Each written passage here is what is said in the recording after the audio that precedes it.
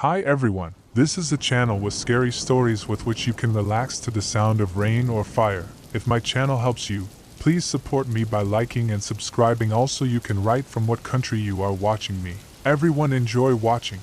I found my wife's obituary online, but she's sitting right next to me. I am chronically online. I Google lots of things and people when I'm bored. I've Googled my own name before, along with friends, acquaintances, conspiracy theories, and random internet sundries. But last night was the first time I'd Googled my wife's name, and I found something I'd never forget. The first hit was an obituary. Of course, I assumed it was someone with the same name as her. Her first name is Emily, and her last name is pretty common. Not going to share it here because I don't want to be doxxed. But I clicked it anyway, just out of curiosity. My heart fell through the floor when I saw a photo of my wife on the website. Blonde highlighted hair, dark eyes, and the dates matched up too, 1986 to 2012. According to this obituary, she died when she was 26. I met her when she was 27. There's no way, I thought. This must just be someone who looks like her, with her name and her birth year. But I knew it was too many coincidences to be wrong. When I read the actual obituary, it only cemented things for me. It mentioned her love of horses, her volunteer work at a soup kitchen through her church, and her work as a biologist postdoc. So many details matched up, there was no way it could be a coincidence. What you looking at? I jumped as my wife came in from the kitchen and sat down next to me. On instinct, I slammed the laptop shut. Nothing, I said. Then, realizing how suspicious I looked, I added, I was looking at birthday gifts for you. For a second, her face froze, and I was worried she wouldn't buy my lie. But then she smiled. That warm smile I loved, crinkling her eyes at the corners. That's so sweet, she said, coming to sit next to me. I swallowed. Yeah. She cuddled up next to me, but I felt completely on edge. The warmth of her skin no longer felt warm and inviting. In fact, a chill ran down my spine. After a few minutes, I extricated myself from her embrace. I don't feel good, I lied. I'm going to lie down. Okay, she said, pouting. Before she could say anything more, I ran upstairs. As soon as I got on the bed, I brought up the obituary again. I stared at the grainy image of her face. It was definitely her. That warm smile, those mysterious dark eyes. There was no way it could be anyone else. I scrolled through some of the other results, and I realized some of those, too, were related to her death. There was a Facebook memorial page, friends posting on it, names I didn't recognize, mourning her loss more than 10 years ago. The university she worked at had put out a statement with their condolences, as well. But then I found something that made my heart stop. A news article nestled at the bottom of the search results page. Emily hadn't just died. She'd been murdered. My jaw hung open as I read the news article. Phrases popped out at me. No signs of forced entry, partially dismembered, and killer still at large. The news article didn't have a photo of Emily though, so maybe this was a different Emily. It had to be. It couldn't be my Emily, who was sitting on the couch watching TV downstairs. A sound jolted me out of my thoughts.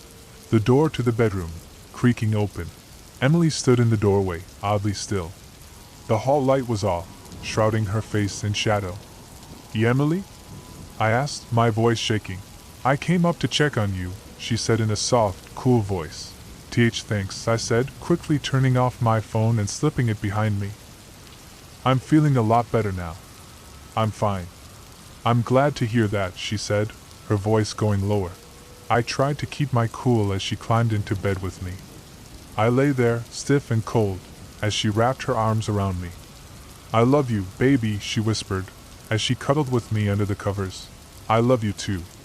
So that's where I am now. I'm writing this from my phone, as Emily sleeps next to me. I don't know if I'm safe here. I don't know who, or what, I'm dealing with. All kinds of crazy scenarios have been floating through my mind. Did Emily have an identical twin that died, and she took over the twin's identity? Is she some horrible creature from folktales? Who killed Emily and took on her appearance? The more minutes that tick by, the wilder my theories get. None of them make sense. There's only one thing I'm sure of. Whoever, or whatever, I'm sleeping next to isn't the real Emily. My pen pal found me. I don't think he's so innocent anymore. Child abuse. I was 8 when I got my pen pal. It was a project at school. We were to write a letter about ourselves with our mailing address and our picture included. Then we'd tie each letter to a balloon and let them go. The goal was to practice letter writing and befriend someone on the process. To be honest, it wasn't such a bad idea if you ignore how dangerous it was. I think most of the kids got other kids to write to. Maybe a couple of them got tourists just dropping by for a week or two. It was just luck. Whoever found your letter was your pen pal. The first letter I got from my pen pal was as innocent as you could get. Percy and his wife Molly had sent a photo of them with their animals. They had a dog named Jukebox who was a husky Malamute mix, a Maine Coon cat named Indigo, and a box turtle named Webster. I found myself wishing they could be my family. I wished that I could snuggle up with Jukebox and take walks with Percy and Molly. I was a kid from an unstable home life and I craved the normalcy Percy and Molly had. I told them everything. I told them when my sister got mad and hit me. I told them when our foster parents got mad and hit Addison. I told them about being kicked out and meeting our neighbors, the Landrys, an old couple who never failed to be Addison and I's safe space. For about 6 months Percy was my best friend. That is, until I was moved to a different home and I didn't tell him I was moving. I could have sent a letter to his address and told him, but I remembered the last letter he'd sent. It had no postage stamp. Meaning, it had been hand-delivered. Something about that fact terrified me so much I told Addison about it. She slapped me around a bit, and then forbade me from talking to Percy. He's probably a pedophile. God, you're so stupid, she said after lecturing me on why I shouldn't have responded to him. Years passed. But Percy never forgot. He was the only one outside of the Landrys who knew that Addison and I shared a different birthday despite being twins. He never failed to send a birthday card on the 6th of May. No matter what foster home we had jumped to, the cards were your stereotypical drugstore birthday cards. Percy and Holly always wrote a handwritten note below it wishing me a happy birthday. As the years dragged on I started to realize how creepy that was. How unsettling it was that he knew what foster home I had moved into. That he was keeping tabs on me somehow. It wasn't until I met him in person that I realized how dangerous both he and Molly were. It was a normal night for Addison and I. We were hiking down the road that would take us to the Landrys, who we knew would be the only people up at 2 a.m. Though our last foster placement had taken us miles from their home, every time we were kicked out, we'd make the hike. Rain or shine, Addison spent the bulk of the walk telling me how horrible I was and that I had caused this. Addison does that a lot and I've begun to realize that she blames me even when it's her fault. I've come to believe that she can't blame herself because it hurts too much. So she blames me and she hurts me because she knows I'm the only one who will put up with it. She stopped mid-insult when a minivan came up behind us. The engine made an awful cock-clunking sound. Addison would know why. She's an expert with cars. She grabbed my arm gently. "Don't talk and follow my lead," she said softly. I barely nodded confirmation. The minivan stopped next to us and the passenger window was rolled down. I didn't recognize the woman. Curly short hair and a pudgy face. But the man I recognized. I sucked in a gasp of air when I saw him, causing Addison to squeeze my arm tighter. "What are you two doing out here all by yourselves?" the man asked. Addison put on a sweet smile. "Oh, we're just walking home. This one got sick," she says, referring to me. I looked at the ground so I didn't have to look at his face. "How about we take you? It's far too late to be waking home." Addison shook her head. "We're fine. You understand," she says, shooting daggers at the man. He smiles pleasantly. "Get in the car," he says in a cold voice, smile gone from his face. Addison meets his stare. "Not a chance?" "Fat man." She shoots back, breaking into a run and dragging me with her. She screams as she runs, yelling about being kidnapped. She's trying to make sure someone hears her, but I think we both know that everyone in this town is dead asleep, except for the Landrys who are stone deaf. She yells anyway. She screams louder than I've ever heard her scream. I see the Landrys' farmhouse as we run, and I almost think we're going to make it. That Addison running saved us, until a hand grabbed my hoodie and yanked me back. A strangled yell escapes my throat as the jacket chokes me. Addison skids to a stop and comes right back for me. "Let him go!" She screams, the same anger back. Only this time she's more angry than I'd ever seen her before, and for the first time. "It's not at me. Molly dear, some help?" called Percy, who now had me firmly in his grasp. "Of course," she called from the van, emerging with a gun. "I suggest you shut it, girl, and get in the van." Addison stops screaming, but her eyes convey just how much she wants to rip them to pieces. Addison does what they say, climbing in the van and sitting in the back where Molly told her to. Molly slams the door shut and then looks to me. "Otto, you've grown so much," she exclaims like a grandmother seeing her grandchildren. "Please let us go," I say, making my voice sound extra pathetic so they'd feel bad. "Oh, honey. After seeing how those people treated you, we had to do this. No child should be treated like that," she says, clicking her tongue. "You'll come home with us and we'll be a family. I'm sure you'd love to see Jukebox," Percy said, and Molly giggled. But we can't," I say, and I know it was the wrong thing because Molly's smile drops. "Why, of course you can. You're our boy." I shake my head. "But I'm not. This is kidnapping," I say more forcefully. Molly grabs my chin in her hands so tight I know I'll have bruises. "We're saving you. From all those so-called parents. And from her." Holly pointed a shaky hand to Addison, whose face was pressed up against the glass. "Please let us go," I say again. Molly's face softens, but Percy doesn't let up. "We'll make you some dinner when we get back." "Aren't pork chops your favorite?" she asks sweetly as she opens the van door, pointing the gun at Addison to keep her from jumping out. "No! Please, please!" I start to scream. Percy slaps a hand over my mouth as he shoves me in the van, slamming the door shut behind me. Behind me. Addison grabs me and pulls me into the very back. She cups a hand to my ear. "Listen, we need to jump them, okay? Together we might be able to take them." I shake my head. "They're psychotic, Addie. And strong. There's no way. I doubt they know me." Addison looks at me horrified. "It's Percy and his wife. You know, my pen pal from second grade?" Addison's face goes pale. "They think I'm their son. If I play the part, maybe I can get us out.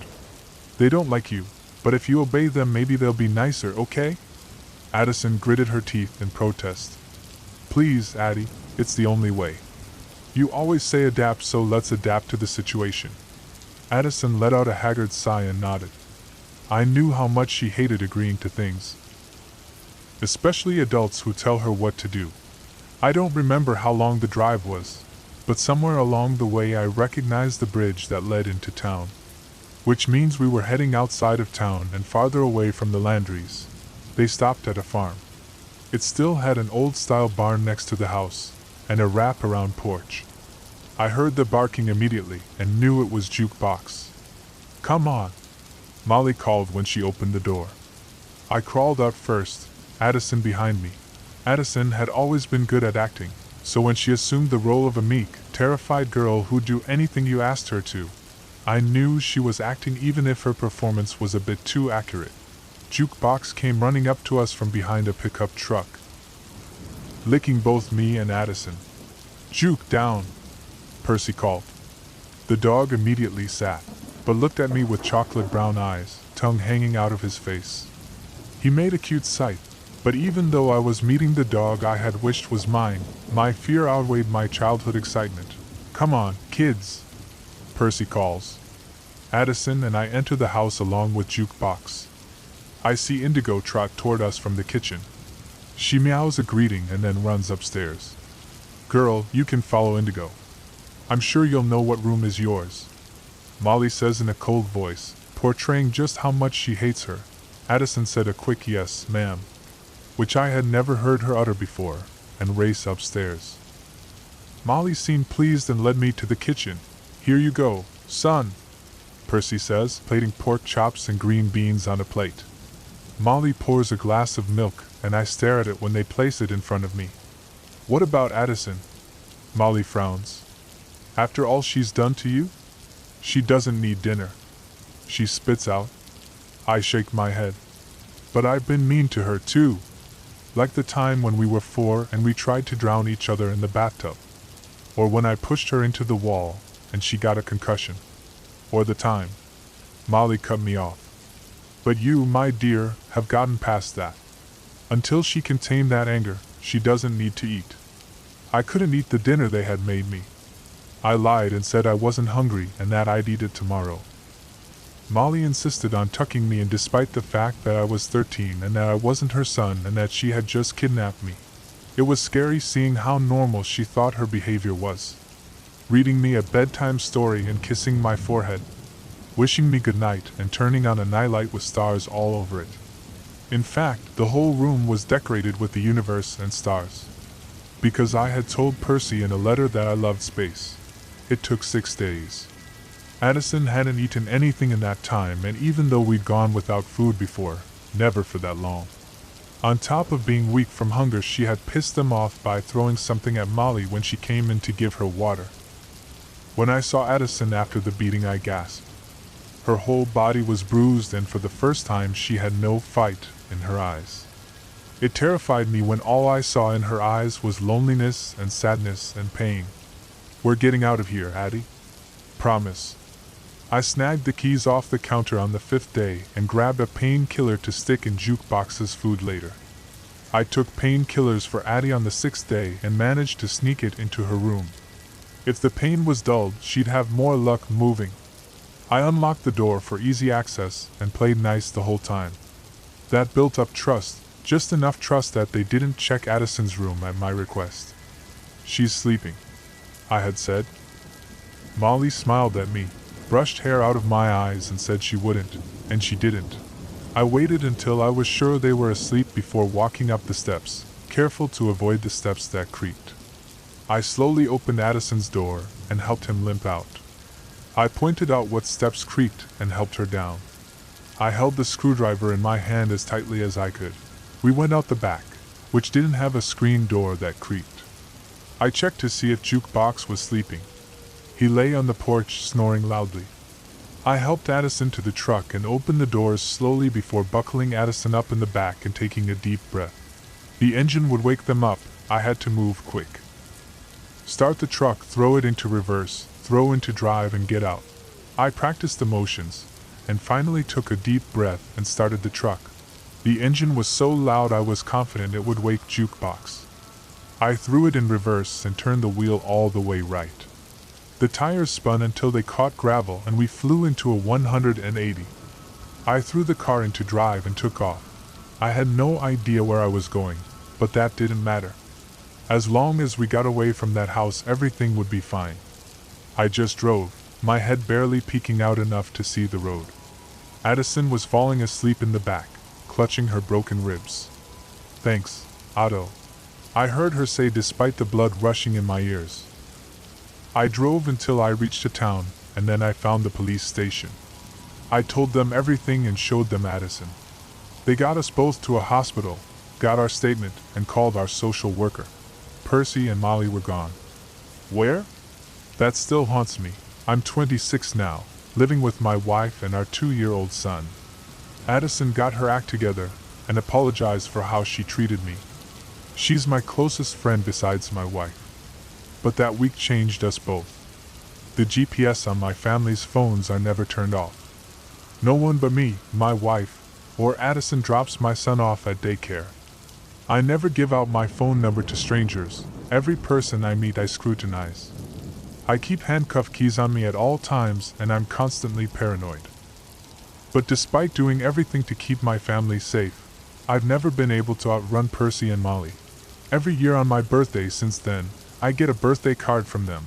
But what scares me the most is when they comment about my son, Alan. When Molly writes, he looks so much like his father. I just can't wait to meet my grandson. My wife has been peeking at me from around corners and behind furniture. It's gone from weird to terrifying. My wife, Lynn, and I have been together for 6 years and married for 11 months. Our entire history together has been very normal, and never once have I noticed any weird behaviors or red flags. I can't stress enough how out of character this whole thing is for her. Lynn is very kind, intelligent, and thoughtful. She's always been the no-nonsense type of person. Being childish or trying to scare me is not something she'd normally do. She doesn't even like watching horror movies. When we first started dating, she agreed to watch The Shining with me because she knew how much I loved horror. She was so scared that she didn't even make it through half of the movie before we had to turn it off. She isn't into anything creepy, and has never been into pranks. It's just not her cup of tea. And that's fine. But that's what was so strange about this. It's just so unlike her. I should also add that she never had any mental health issues, and as far as I'm aware, it doesn't run in her family. I know some people are able to hide their mental health problems, but in the 6 years we've been together, I think I'd have seen some sort of sign. 2 months ago, I was in the kitchen making myself some coffee before work. I was running a bit late that morning and knew I wouldn't be able to make it to Dunkin' Donuts for my usual morning fix. I took a sip of my coffee as I hurried down the hall towards the front door, when I happened to notice Lynn peeking at me from around the corner ahead of me. I could only see her eyes, and a strand of her long dark hair hanging against the wall. The rest of her body was concealed behind the corner. I nearly spilled my coffee when I saw her. I did burn the shit out of my lips. "Geez, Lynn," I said, wiping a few drops of coffee from my pants. "You scared the shit out of me." She immediately popped out of view like a little kid that had been caught. I heard her scurry off towards the living room, and by the time I got to the front door, she was out of sight. It was really weird. And just totally out of character for her, like I said, but I also found it kind of funny that she was being more playful and a little less serious. I shouted that I loved her, and called her a weirdo. As I shut the door behind me, I heard her laughing. Her behavior was a bit odd, but it certainly wasn't something to call a priest over. I forgot about it by lunch, and by the time I got home she was her normal self. I didn't bring it up, and neither did she, and life went on. The next incident happened 3 days later. It was around 2 a.m. and I had woken up to get a drink. I was standing at the kitchen island, jug of OJ in hand, when I felt a strong feeling that I was being watched. For whatever reason, I looked down at the floor and saw my wife's smiling face staring back. She was peeking at me from the other side of the island, staring up at me with wide, unblinking eyes and grinning like the Cheshire Cat. I screamed, I'll admit it. Not out of irritation but fear. For some reason at that moment I was scared. At the sound of my scream, Lynn scuttled backwards out of my view, her hands and feet smacking the tile floor as she hurried out of the kitchen on all fours. I didn't run after her, or even yell after her. I just stood there frozen in shock, wondering what fuck had possessed her to do that. It took me a little longer than I'd like to admit to go back upstairs. But I eventually did. When I got to our bedroom, Lynn was lying on her side asleep. Or at least pretending to be. I stood there for a while, watching her breathing to be sure she really was asleep. I had the feeling she might jump out at me the moment I got into bed. But she didn't. I climbed into bed and she didn't even move. Her breathing was soft and deep, and I was starting to wonder if I'd dreamt the whole thing. The next morning I waited for her to come down for coffee, and after handing her a mug and kissing her cheek, I decided to ask her about it. "What was that about last night?" I asked, keeping my tone light so I didn't offend or embarrass her. She frowned over her cup of coffee, shaking her head like she had no clue what I was referring to. "You were peeking at me again. From over there," I said, pointing to the spot on the floor by the kitchen island. She followed my gaze, and when she looked back at me she burst out laughing. She laughed so hard that I couldn't help but join her. "You creep me the fuck out sometimes, you know that?" I said. She giggled and set her cup on the counter and wrapped her arms around my neck. "You creep me out all the time, so I guess we're even," she teased. We said our goodbyes and left for work. As I drove, I kept thinking about how creepy it had been seeing her grinning at me from behind the island like that. The sounds her hands made on the floor as she crawled away. I told myself she was just trying to be silly, just trying to join me in my love of all things horror. It's not like I was afraid of her, but it still didn't sit right with me. I started seeing her peeking at me more and more. Sometimes she'd be peeking out from behind the couch or living room curtains. Once she even managed to get inside her grandmother's old trunk that sits at the foot of our bed. I might not have even known she was there at all had the trunk's old hinges not given her away. She'd had the lid propped up just enough so that only half of her face peeked through. She'd been grinning like an excited toddler. It was unnerving. I didn't even know what to say to her. All I could do was stare. When I finally found my voice, I asked her why on earth was she doing this. She didn't answer, but she had slowly closed the lid, shutting herself inside the trunk. I just walked away, feeling disturbed. I didn't understand why she was doing it, but it clearly made her happy. I just hoped she would tire of the game quickly.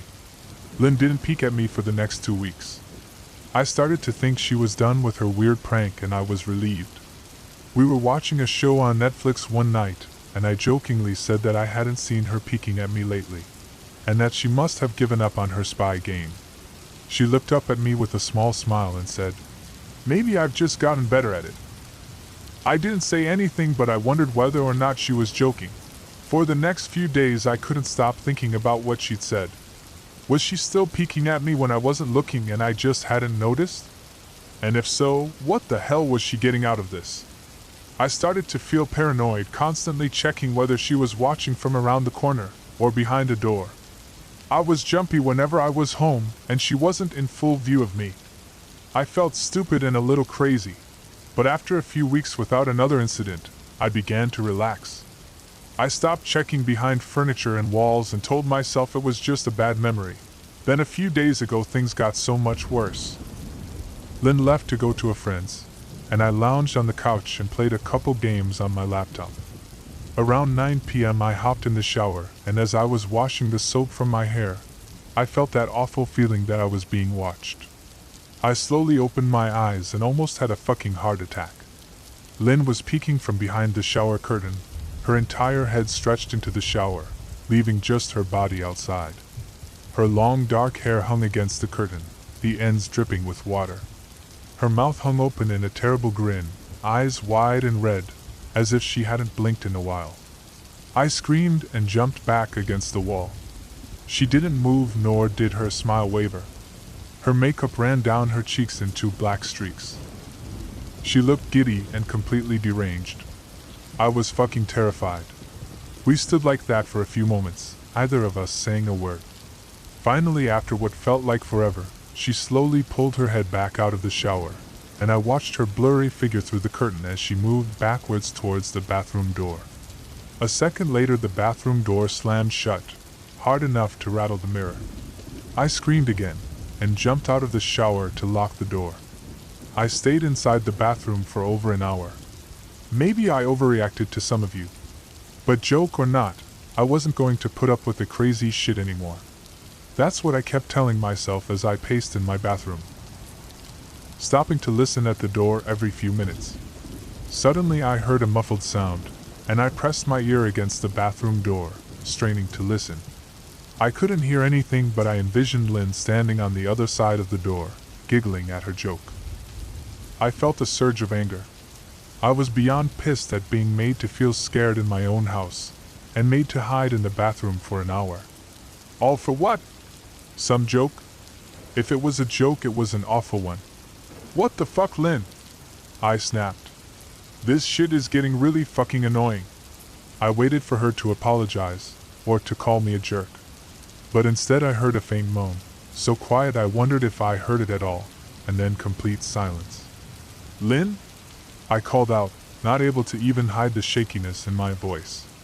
I got no response. Just my own heavy breathing. I swear to God, just fucking stop it, I yelled, pounding my fist on the door. I waited for her to cuss me out, something I would expect from me talking to her like that. I never screamed at her before. But there was nothing. Just the occasional drip from the shower head. I won't deny that I was scared. Too afraid to open the damn door and face my own wife. I waited another 30 minutes or so, which feels like a fucking lifetime when you're scared.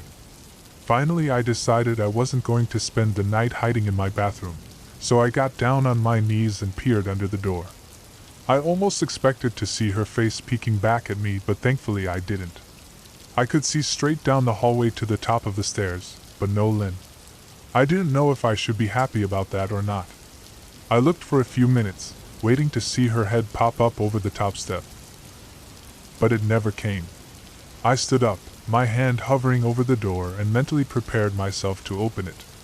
I slowly turned the lock with shaky fingers, and was about to yank it open when I heard a sound that still makes me feel nauseous when I think about it. A moan, louder than before, but this time I was able to tell just where it was coming from. I turned my head to the closet door as if in slow motion, and locked eyes with my wife, who was peeking out at me from the slight gap. Her eyes were still wide as ever, and her mouth was hanging open in the most grotesque gaping smile I'd ever seen. I didn't even scream. I was too scared for even that. Her hands were clasped to her chest, body trembling with sheer delight, as if she could barely contain her excitement. A short raspy moan bubbled up from her throat, deep and raw, sending a shiver through my entire body. Somehow I found the ability to pull the bathroom door open and ran as fast as I could all the way down the steps, snagging my keys and phone from the table in the living room before running outside to my car. I could hear her shrill laughter behind me, but I didn't hear her getting closer. I didn't bother shutting the front door. I drove away from the house faster than I legally should have, shivering the entire time, either from fear or the cold. Maybe a little of both.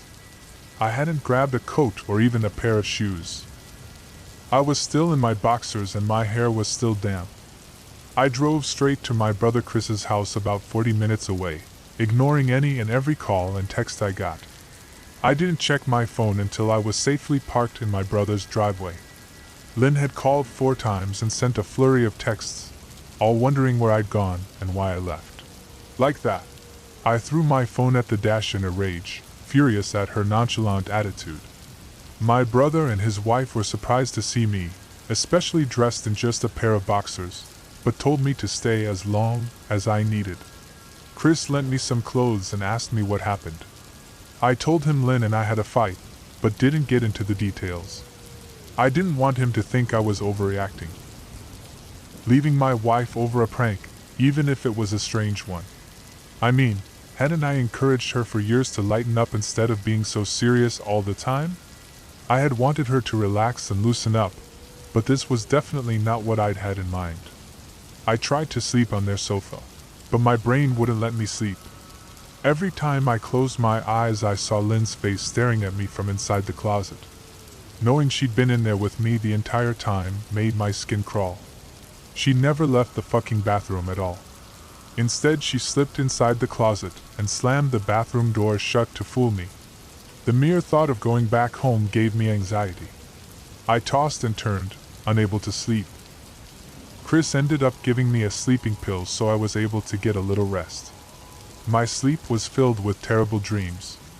All of Lynn's smiling face. I woke up just as the sun started to rise. My sore body ached from the sofa, and I felt drained. I knew I'd have to call Lynn at some point, but I didn't know what to say to her. I wouldn't be going home unless she gave me her word she'd never do any more creepy shit. I just wanted my wife back. Her normal serious self never looked so good to me. I was contemplating calling her and telling her that, when that familiar feeling came over me. I was being watched. I was staring at the ceiling, my heart in my throat. I didn't want to look away, but the longer I ignored the feeling, the worse it got. My eyes drifted away from the ceiling almost on their own. Her face was pressed up against the window beside the couch, staring down at me with that same gaping smile. Drool dribbled down her lips, leaving 2 long streaks down the glass. I didn't know how long she'd been there, but something told me she'd been there quite a while, possibly all night. I didn't bother screaming, though I was afraid anger trumped any fear I felt at that moment. I jumped up from the couch and pounded my palm against the glass. "Lynn! Are you crazy? What the hell is wrong with you? Just go home!" I shouted. "Now!" She didn't move, and her ghastly expression never changed. If anything, her smile only grew, as if she had never been more elated. I could hear Chris and his wife moving around upstairs, as if Lynn could hear them from her place outside. Her head twitched slightly in their direction, and she began to close her mouth slowly. Chris called my name from upstairs, obviously concerned. I turned to see him and his wife Rebecca hurrying down the steps. When I turned back to the window, Lynn was gone. The only sign she'd been there at all was the 2 streaks of drool still dripping down the glass. I tried explaining to Chris and Rebecca about waking up to see Lynn watching me through their window. They were skeptical. Who wouldn't be? Chris and I went outside to the spot in front of the window, but there were no footprints in the dirt. Just a slight indent. Animal probably, Chris guessed, and I didn't argue. He and Rebecca assumed I dreamt the entire episode, but they didn't understand, and I was too tired to explain it to them. I called out of work that day and turned my cell off. I didn't want to face Lynn. Just talking to her was too much for me at that point. I really started to believe something was irreversibly wrong with her, that no matter what promises she made, we'd never be the same again. The thought saddened me to my core. I cried most of the morning. By noon I figured I was ready to confront her, give her one last chance to explain herself. I could at least give her that after 6 years, I told myself. I turned my phone on and saw the dozens of texts she'd sent, all from a seemingly concerned wife. "Can we talk? I love you. Please call me. I'm really worried. Can you answer? Just come home." And more of the same. All texts telling me she loved me, and she wanted me home. How worried she was. Not a damn one addressing the crazy shit she pulled. Like she hadn't been acting like a character from a Stephen King book. Even her texts were different. She normally texted novels just to tell me to pick up a loaf of bread. You'd think she'd have more to say to me after her bizarre shenanigans. I know it probably seems childish to some of you who are miles away from this situation. But if you saw the way Lynn had looked at me, how she scampered away on all fours like some wild animal, grinning at me from inside the closet like a lunatic, then I think you'd find my reaction was warranted. I ended up staying with Chris and Rebecca for another night. I didn't wake up yesterday until afternoon, and thankfully I didn't see Lynn's face watching me through the window. I don't want to pry, because it's not my place. But is this fight something that can be mended? Rebecca asked. She made us both a sandwich for lunch, and I knew she wanted to breach the subject without seeming to be nosy.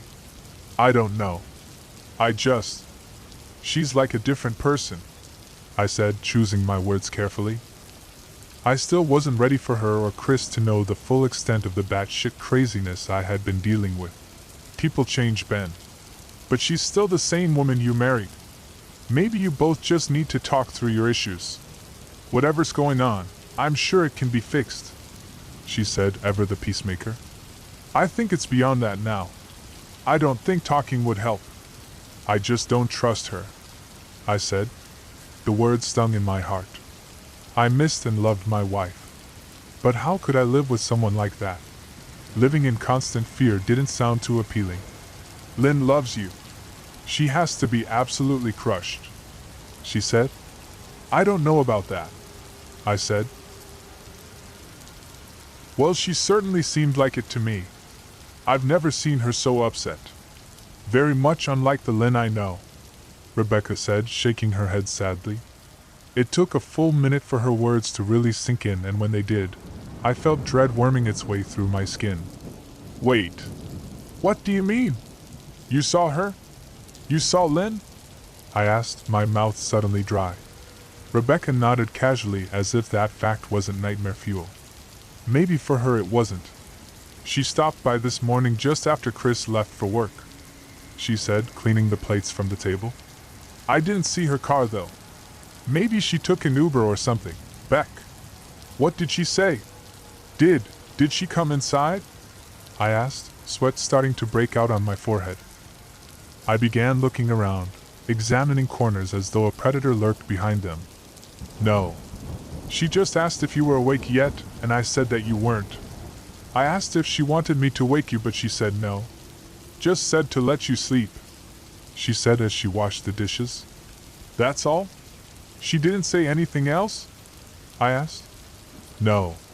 She looked awful though, like she hadn't slept in days.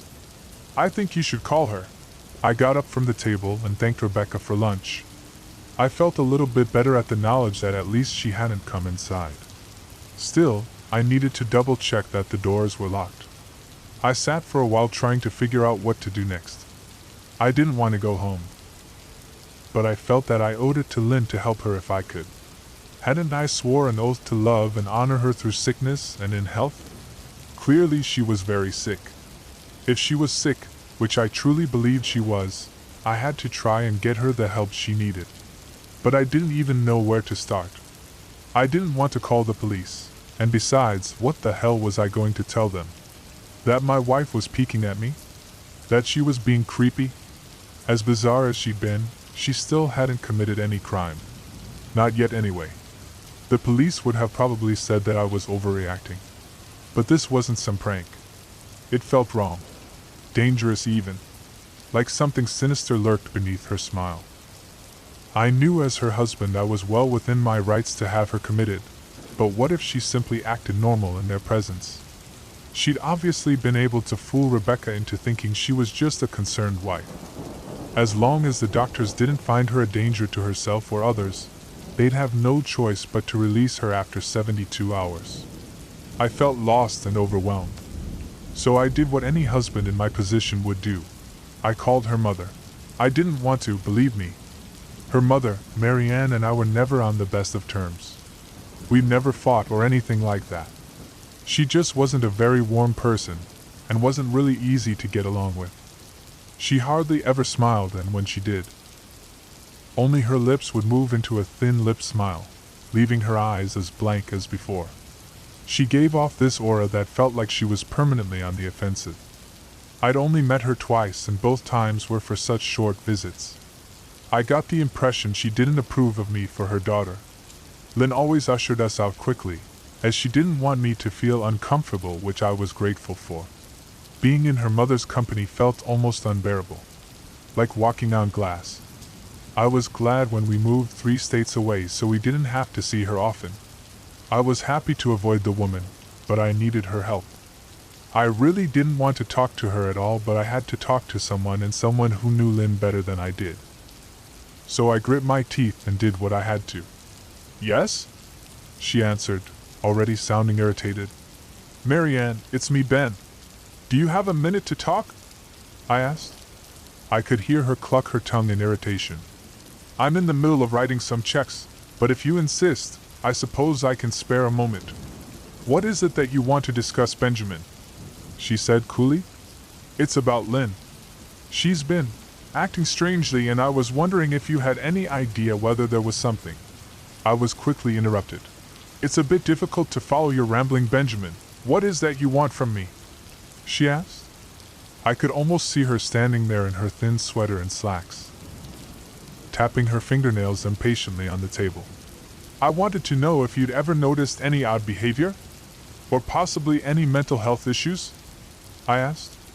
There was a long, uncomfortable pause that I couldn't tell was because she was just thinking, or something else.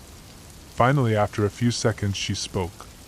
I'm not sure if this is one of your jokes, Benjamin, but if so, I don't find the humor in it. Now I do have business to attend to, as I've said, so if you don't mind, she said, but I cut her off before she could get rid of me. Marianne, it's not a joke. I'm sincerely concerned about Lynn's mental health. Her behavior has been very erratic lately. I'm very worried about her, and I figured as her mother you would be as well. I said, my frustration evident in my voice. If you're truly concerned, then I suggest you get the health professionals involved. I don't know what you expect of me, she snapped. I could tell she was seconds away from hanging up, and for some reason I was desperate not to let her. I had the feeling that she knew a lot more than she was letting on. Please. If not for me, do it for Lynn. I tried. I heard a faint shaky intake of breath, as if she were trying to hold her steely persona together but failing. Marianne? What's WR dash? I started. Benjamin, I don't know what to tell you. My only advice would be to seek professional help. Do not call here again. Goodbye. I tried to call out to her, but she'd hung up. I tried to wrap my head around the call and her refusal to help me. Even if she didn't like me, why wouldn't she want to help her own daughter? I couldn't understand that. I tried to replay the conversation, desperate to find something I missed. After a while I almost gave up, until I remembered her last words to me. Seek professional help, she'd said those words with a bit of urgency. I could have just been grasping at straws, but no, I was sure her voice had changed ever so slightly when she'd said that. As if they were very important. What had she meant? I assumed she'd been referring to medical professionals, but maybe she was referring to someone else. Someone that she didn't, for some reason, feel comfortable saying directly. Or maybe I was just desperate. I waited for Chris to get home, and after a very long and exhausting conversation with him and Rebecca, I convinced them that Lynn truly needed psychiatric help. I didn't tell them everything. I wasn't prepared to go into it yet, but I told them about our last encounter. How she'd hidden in the bathroom, peeking at me from the closet. They were obviously shocked, but thankfully they believed me. They too just wanted to help her. Still, they didn't think it was all that serious. Weird maybe, but not dangerous. They just kept saying that Lynn had to be playing some kind of weird joke. Maybe for you too? Rebecca offered. If only half-heartedly. Chris didn't think we should involve the police just yet. He offered instead to go with me, and I readily accepted. He reasoned that calmly talking to her, trying to coax her into going willingly, was the best recourse. I agreed to do it his way. At least I wouldn't be going into that house alone. We drove over this morning, just after breakfast. There was no way I was going at night. When we pulled into the driveway, my stomach began doing somersaults. Her car wasn't there, but I still didn't let my guard down. The front door was ajar, and for a split second I thought we'd see her eyes staring through the gap. I was shaking and starting to sweat. Chris, however, was fine. He waited for me to open the door, his hands in his pockets like he was going on a fucking stroll through the park. I envied his ignorance. I pushed the door open and was immediately hit with the stench of rot. Chris smelled it too, and he walked in the house behind me with his nose scrunched up. "What do you guys use to clean the floors around here, shit?" Chris mumbled. "Shut up," I said, my eyes darting around for any signs of Lynn. The house was deadly quiet and dark despite being 10 in the morning. All the curtains were closed up tight, refusing to allow any sunlight inside.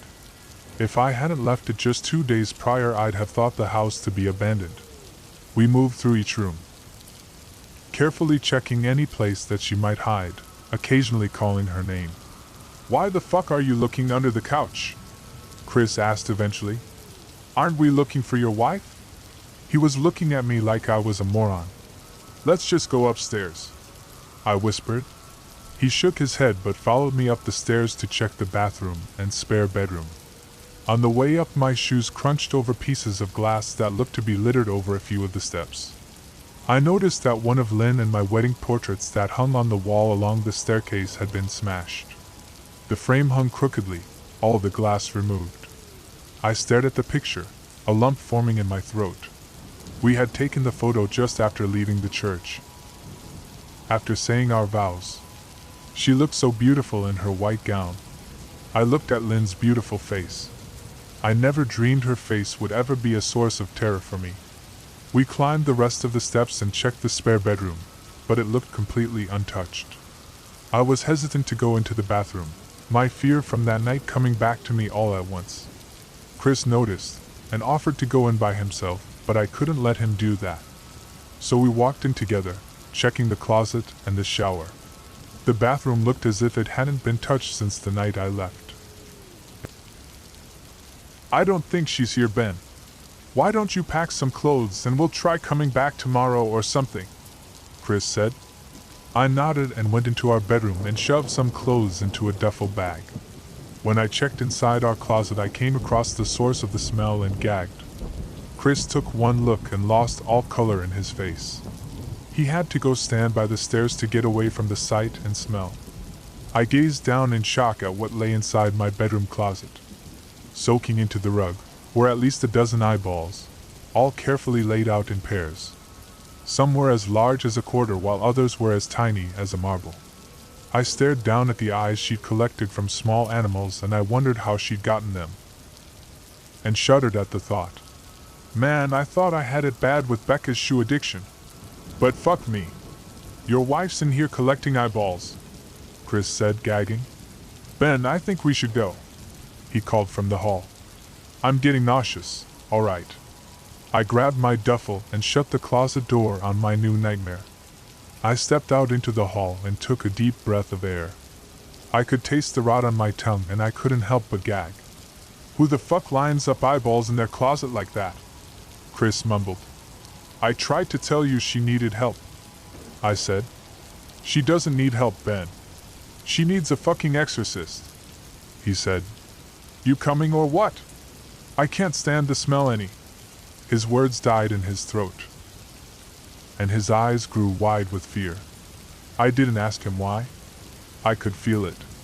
Someone was watching me and I didn't think it was the eyes in the closet. I turned around, my eyes slowly scanning the bedroom. Christ, I whispered, as I finally saw what we'd missed. Under the bed, curled on her side, watching us with the excitement of a kid on Christmas morning, was my wife. She held her hands together just under her chin, and they were shaking eagerly. Now that she knew she'd been found, I could hear the quiet noises she was making. A sort of hiccuping sound in her throat, as if the excitement was just too much for her. It was unnerving to say the least. Wide eyes, and that same huge smile. Everything in me told me to run, but I forced it away. This was my wife. No matter how twisted, she was still the woman I married. I had to help her. Lynn, I said softly. She didn't respond, but her head bobbed back and forth in two quick little movements as if she were nodding. Baby, I just want to help, okay? Can you let me do that? I asked. I had taken a single step forward, approaching her like some kind of dangerous animal. I love you, Lynn, I said softly, taking another step closer. She let a tiny moan escape her wide-open mouth, and I had to resist the urge to run. Her shoulders were starting to quiver, and her eyes grew as large as saucers. I crouched down so I could see her better, and immediately saw the blood. Her hands were covered in it. They trembled more the closer I got, as if she was barely able to contain herself. Lynn, are you hurt? You're bleeding, I said. She bobbed her head again, her bloody fingers moving up and down as if playing an invisible piano. They occasionally grazed her chin, leaving smears of blood on her skin. I wanted to recoil in disgust. The smell that was coming off of her was revolting. I could feel the vomit trying to climb up my throat. Her lips were dry and stretched thin, blood seeping between the cracks. I knew she wouldn't come out on her own, but I didn't want to leave her in the state she was in. I scooted closer and reached out to her. The excited hiccuping sounds got louder and her hands shook, fingers flexing. It was then that I could see the blood oozing from in between her fingers. Oh my God, Lynn! You're bleeding, I said. Instinctively I reached out to take her hand, but before I could even touch her, her hand sprang out towards me. A sharp pain shot through my arm, and I fell back on my ass. My arm burned, and I could see the blood dripping down onto the carpet. I looked back at her in shock and saw her grinning madly, her fingers clutching a large shard of glass. You all right in there? Chris asked from behind me. I turned my head slightly and nodded to him, cradling my arm to my chest. When I turned back to face Lynn, I saw that her focus had shifted. She wasn't looking at me anymore, and she wasn't smiling anymore either. She was staring past me, her eyes glaring at Chris the way a hungry lion might stare at an antelope. Her mouth was still hanging open, but it was twisted into a snarl.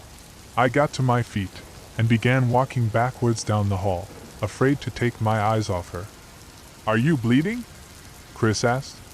The moment the words left his mouth, Lynn started fast scooting out from under the bed, the glass shards still in her fist.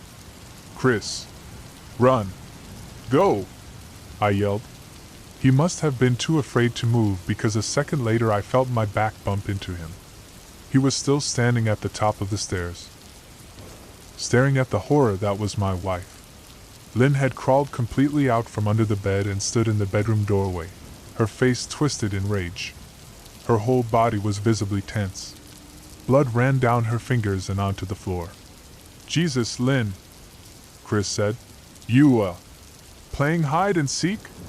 I reached back and pushed him towards the steps. "Move your ass, Chris," I said as quietly but firmly as I could. Lynn bobbed her head in fast, sharp motions, and began to grin, stretching her mouth open wider and wider so that her chin seemed to touch her chest. I heard Chris mutter a prayer, and then he was running down the stairs. I stood at the top of the steps, stuck between the love for a woman who clearly needed serious help and self-preservation. "I only want to help," I said, choking back tears. Her eyes focused on me once again as she slowly lifted the glass, holding it out in front of her. And then she started sprinting towards me, grinning with utter excitement. Thankfully my body took over and I flew down the stairs, skipping 2 or 3 at a time.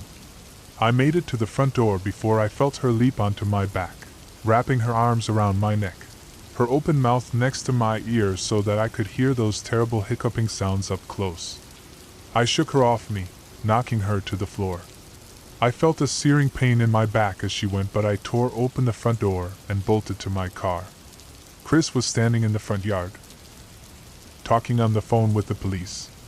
I didn't say a word, I just ran to my car and jumped in. Chris took the hint and followed me, still on the line with 911. I watched the rear view mirror, sure I'd see her there, running after us. But I never did. I went straight to the ER and got 11 stitches in my arm and 3 on my back. The police asked a lot of questions and went back to the house to do a search, but of course, Lynn wasn't there. They advised me to stay with a friend or relative for a while and to file a restraining order as soon as I could, but none of those things would matter. Somehow I just knew. I dropped Chris off at home and went to a motel an hour away. I wanted to put as much distance between me and Lynn as I could. This is where I've been for the last 4 hours. I thought maybe the police would find her. Maybe they'd get her the help she desperately needs. But now I don't think so. Because 40 minutes ago I got a text from an unknown number. Just 3 words. "I found you," and a picture attached. The picture was dark and grainy, but I instantly knew what it was. There was no mistaking my wife's eye. I started typing this out immediately after. I don't know what to do. I'm alone and scared, and I can't help but feel that I'm being watched. Most people think my job is pure nightmare fuel. I used to disagree with them. I work as a cell tower technician. You've probably seen videos on YouTube of some guy clinging to the top of a metal tower in the middle of a huge empty nothing. That's me. It's about the best job you can get where I live without a high school diploma, and the only real source of entertainment to boot. As a perpetual screw-up with an appetite for adrenaline, I was basically a star candidate. Really, the only 2 requirements are a basic level of physical conditioning and a complete lack of fear, both of which I have. Or at least I thought I did. 2 weeks ago, the company I work for, who shall remain unnamed lest the corporate overlords find this post, sent me out to a job site about 50 miles out of town. Rarely do I have to cross state lines, but the tower in question was about as far out of the way as it gets. Big one too. 400-something odd feet, meant to bounce signals all the way across the Appalachian Mountains from one sleepy mining town to the next. That suited me fine. I prefer working where prying eyes won't see me for one reason: base jumping. For the uninitiated, base jumping entails throwing yourself off of a big object with a parachute on. You know when you jumped off of the roof of your house as a 10-year-old with a blanket and broke your ankle and your stepdad came out and beat you with a belt before he drove you to the hospital? No, maybe it's just me. Anyhow, Base jumping is basically the grown-up version of that. Minus the broken ankle and the beating, hopefully. Luckily for me, secluded cell towers happen to be the perfect place for this kind of hobby. The morning I was supposed to head out, there was a fine mist sinking down into the hollows around where I lived. The locals call it moonshine weather, which translates to stay the hell inside and get drunk instead of go to work. As tempted as I was to do just that, I'd been hoping they'd send me out that way for months, and I couldn't pass up this opportunity. I should have trusted my gut. Instead, I brewed myself a shitty thermos of coffee, threw my gear into the back of my shitty Jeep. And well, you get the idea. I drove a few hours out to the site, fooling myself all the way that the weather would clear up soon and it would be a sunny climb all the way to the top. I'd packed my parachute along with my other gear.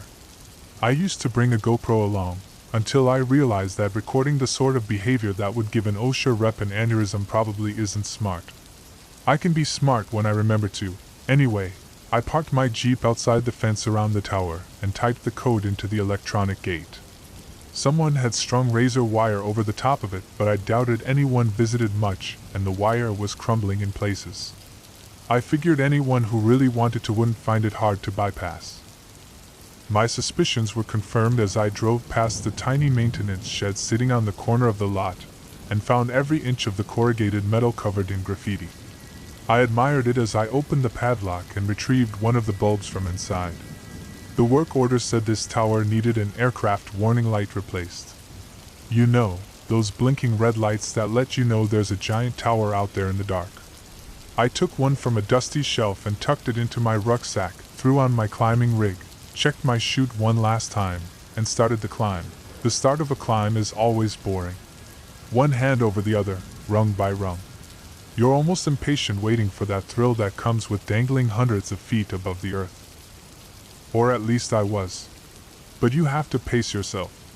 A fall from 30 feet can be just as fatal as a fall from 400, and if I was going to go out, I knew which one I'd rather take. Most of the time you'll see tower climbers clipping a carabiner to each rung to fasten themselves in place as they go. I don't bother with that unless it's a windy day. It wasn't. In fact, the air seemed unnaturally still as I climbed. If I were a wiser man, I might have paid more attention to the prickle at the back of my neck or the sense of foreboding in my gut. But as you've probably guessed, I am not, so I didn't. Instead, I chalked it up to coffee jitters and doubled my pace. Probably just needed to take a leak.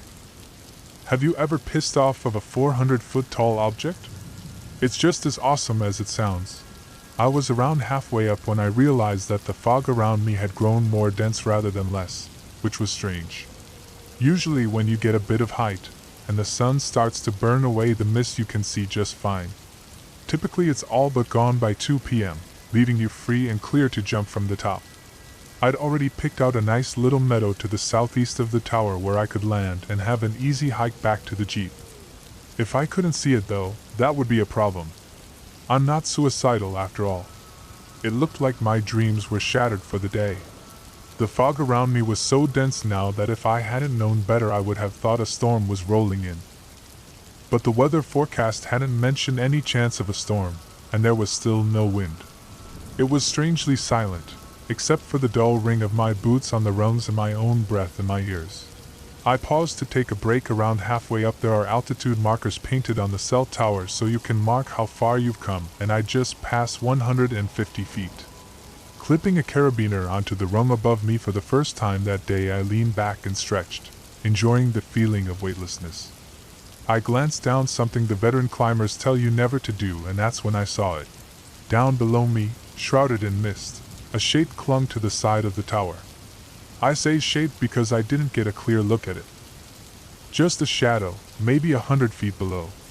So far away that I couldn't really even tell if it was moving. The fuck? Now I know I'm not Shakespeare, but I doubted old Bill would have reacted any differently than I did. I mean, why would anyone be climbing a cell tower in backwoods Appalachia on a day like this? Anyone besides me, that is. My first thought was that it was one of the graffiti artists who, finding their skills limited by the canvas of the old maintenance shed, had grown the balls to climb the tower and add a little color to the gray steel. Good on them. Might make for a bit of an awkward meeting when they caught up to me. but I wasn't about to call the cops or anything. I even debated hanging around until they got a little closer, but decided against it. That was my first and only good decision that day. Probably the one that saved my life.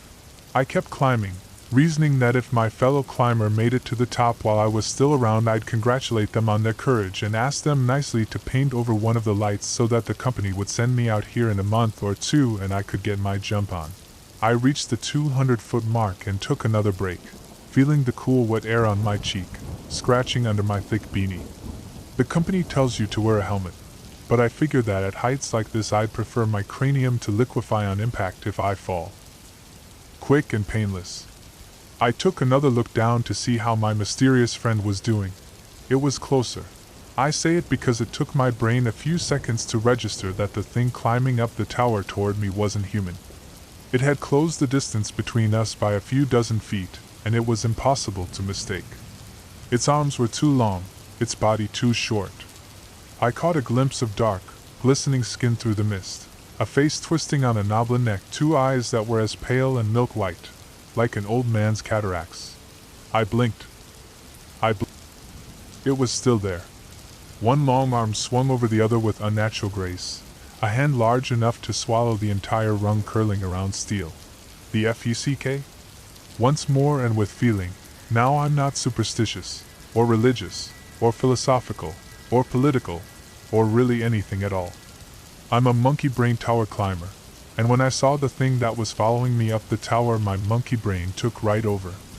I scurried up the rungs, throwing caution to the wind, my brain trying to account for what I was seeing. Some kind of prank? A TV show, right? With an absolutely insane budget? A dozen half-hearted attempts at reason flew through my mind, each one as pathetic as the last. I climbed until I was out of breath. And my mind, looking for excuses and coming up empty, swung back around to did I really just see that? I risked a glance down. The thing was still below me and gaining. It climbed in eerie silence. Not growling, or snarling like a wild animal. Just the quiet, fluid determination of a predator stalking prey. I caught a flash of movement, of a snub-nosed face, of naked skin and a mouth full of black teeth. I'd given an old meth head some change once, and she'd flashed me a rotten grin full of teeth like that. There was only one way down now, and that was up. I climbed as quickly as I could, throwing caution to the wind. The 300-foot mark passed in a blur. 350. I was starting to flag. Every breath burning in my lungs. I could taste copper in my mouth, and my eyes were blurry. I started to get clumsy. I missed a rung with my foot, almost falling. I clung there, terrified that I would feel long fingers close around my foot. I kicked the rungs once, then managed to get my boots back in place and kept going. I reached the tower's uppermost platform. The trapdoor was locked, secured by a padlock. Of course it was locked. I tore a glove off with my teeth and let it spiral away, fumbling in my pocket for the key. Nothing. My entire body was seizing with fear. The piss that I'd been saving for the top of the tower was running down my leg. I unhooked the hammer on my tool belt and bashed the padlock. It came open, bouncing off my arm. I shoved open the door and hauled myself through, landing on the small platform at the top like a trout from a creek. Through the grates I could see the thing right below me. It opened its mouth, jaw cracking to reveal a mouth that was too wide. Inside that mouth was another mouth, and another, and another. I screamed. Well, I did my best with whatever air was left in my lungs. It sounded more like a whimper or a sob. I stood with my back to the top of the tower, watching as it moved half hidden below me. I slung one leg over the railing at the edge of the platform and checked the straps of my parachute. The sky was gray in every direction. Nothing but endless, mind-numbing gray. Looking back, I feel as though I should have at least had some idea of where the sun was, but there was nothing. Just an endless field of twilight. I couldn't tell which direction I was facing, or where the meadow I'd planned to land in could be. I'd be jumping blind. Into the fog. No idea of where I was headed or even how close I was to Earth. It was insane. It was my only option. as the creature lifted one glistening arm over the edge of the tower, ready to haul itself up after and grab me. I threw myself off. Normally this is where I let out a whoop, revel in the feeling of the wind on my face, the weightlessness. This time I fell in silence, eyes full of freezing tears as the cold wind scoured my skin and hair. I had a pair of goggles slung around my neck to shield my face, but I'd forgotten to put them on. I seized the ripcord and pulled for all I was worth. There was a reassuring snap of nylon against air, followed a bowel-loosening tug, and my feet kicked out in front of me. Thankfully instinct took over, giving my overtaxed brain a break. I glanced up and over my shoulder, wind whistling in my ears, but I could see no sign of the creature above me. I hauled on the steering lines, straining to see any sign of the ground below. There was nothing. A few long moments passed. Then I caught sight of a tree spearing through the mist. Another followed, then another, and then I was sailing between them. Branches slapping my face, battering my arms and legs. I flew free of the trees and straight into the side of the fence at the base of the tower. Razor wire slashed my hands as I struck the top of the fence with enough force to knock the wind out of me. I fell backward, landing in the dirt, shredded nylon billowing down to cover my face. I struggled free from the remains of my chute and unbuckled the pack, leaving it all in a heap by the fence. I limped for the jeep. Above I could see no sign of the creature. I hauled the door open and started the engine, praying that the faulty spark plug I'd been meaning to replace for months would do me this one last solid. The engine sputtered to life. Something flew overhead. A blur. I caught sight of long limbs spread wide, of membranous wings billowing in the sky. Eyes locked on mine as the predator glided silently overhead, banking, turning toward me. I threw the jeep into reverse, tires spinning in loose dirt. My head bounced off of the headrest as I crashed through the gate. Then I was off, jostling down the gravel-packed road. I didn't stop driving until I reached home. Autopilot must have kicked in because I drove myself to the ER. They must have thought I was some kind of crazy person, eyes wide, paint soaked with piss. They had to peel my fingers from the bloody steering wheel before they could get me inside. It's been 2 weeks now, and the stitches across my arms and hands are only just healing. I'll have the scars for the rest of my life. I'm writing this with the doors locked and my stepdad's old 12-gauge leaned against the desk next to me. I should get a dog. Maybe 2. The mist is back, and somehow the mountains just don't seem as safe as they used to. The screen of my phone just lit up. A text from the company. Another job. Another site. I don't think I'll answer.